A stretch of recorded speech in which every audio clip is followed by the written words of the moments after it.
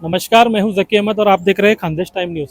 हम इस वक्त मौजूद है जलगांव के जिलाधिकारी कार्यालय के बाहर, जहां पर एक नन्हे मुन्ने बच्चे अपने नन्हे मुन्ने भाई बहनों के लिए रास्ते पर उतरे हैं। ये जहां तक हमारी जानकारी है, ये गाज़ा के ऊपर हो रहे अत्याचार, भूखमरी से परेशान लोगों के लिए ये उनके समर्थन में आज रास्ते पर उतरे हैं। हमारे साथ एकता संगठन के समन्वयक मौजूद है फारूक शेख साहब।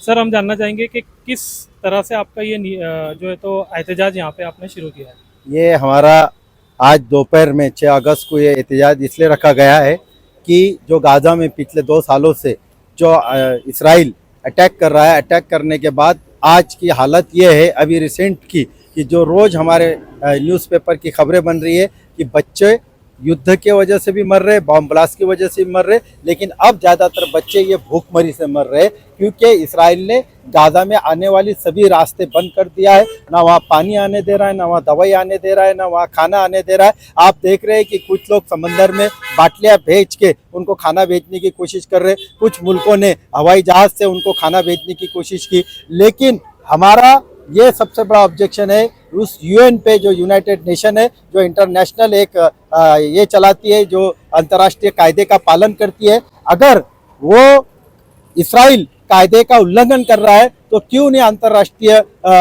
न्यायपालिका उस पर उचित दंड या उचित कार्रवाई नहीं कर रही। इसके लिए उसके तरफ ख्याल देने के लिए आज हमारा ये निदर्शन का प्रोग्राम था। दूसरा ये कि OIC यानी ऑर्गेनाइजेशन ऑफ इस्लामिक कॉरपोरेशन जो है वो पूरे मुल्क में सबसे बड़ी, यूएन के बाद अगर सबसे बड़ी संगठन है तो एक संगठन है जिसमें 57 इस्लामिक राष्ट्र है।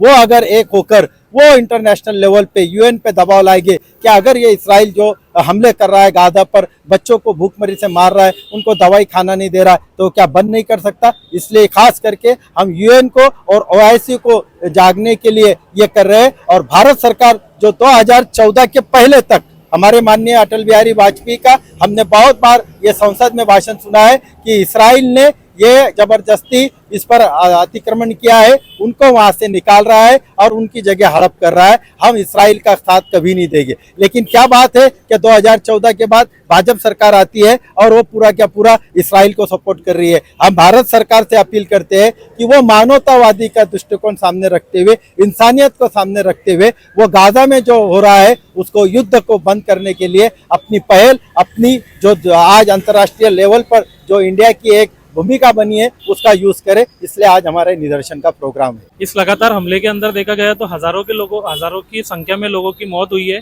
जिसमें बच्चों का भी समावेश है।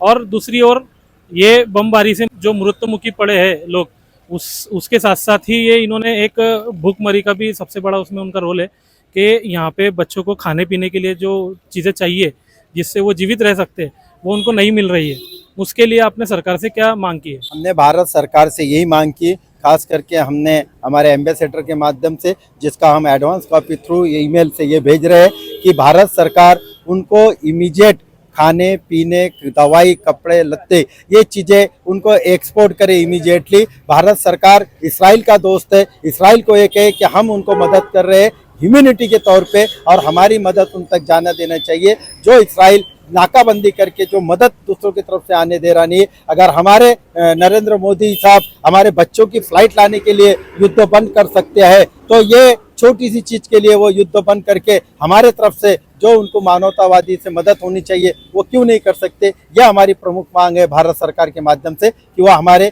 इन भूखमरी से मरने वाले बच्चों की जान बचाने के लिए सबसे पहल करे और आगे आए। और इस विरोध प्रदर्शन में बहुत सारी संख्या में महिला भी मौजूद है। हम महिलाओं से बात करेंगे। क्या कहना चाहोगे, गाज़ा के अंदर जो है तो छोटे छोटे मासूम बच्चों के ऊपर अत्याचार हो रहा है, उनको भूखमरी की वजह से उनकी मौत हो रही है, और भारत सरकार से आप क्या अपील करना चाहोगे? ये है भारत सरकार से वो इस तरफ खास तवज्जो दे कि वो गाज़ा में बच्चों और औरतों पर जो जुल्म हो रहा है और ख़ास उन पर बमबारी की जा रही है, उनको तकलीफ़ें दी जा रही है और उनको भूख से निढाल करके उनकी नस्ल कुशी की जा रही है। जंग कोई मसले का हल नहीं है। हम भारत सरकार से अपील करते हैं कि दोनों ही मुल्कों से कहा जाए कि फौरी तौर पर इस जंग बंदी की जाए, लोगों के कत्ल को पर रोकथाम की जाए। जैसे कि आपने देखा, महिलाएं भी पीछे नहीं हटी है, वो भी रास्ते पर उतर चुकी है। और सिर्फ एक मासूम बच्चों की जो जिस तरीके से मौत हो रही है, बमबारी के तौर पर तो मौत तो हो ही रही है, और साथ ही साथ सबसे बड़ी मौत अगर उनके लिए तकलीफदायक मौत अगर है तो वो है भूखमरी।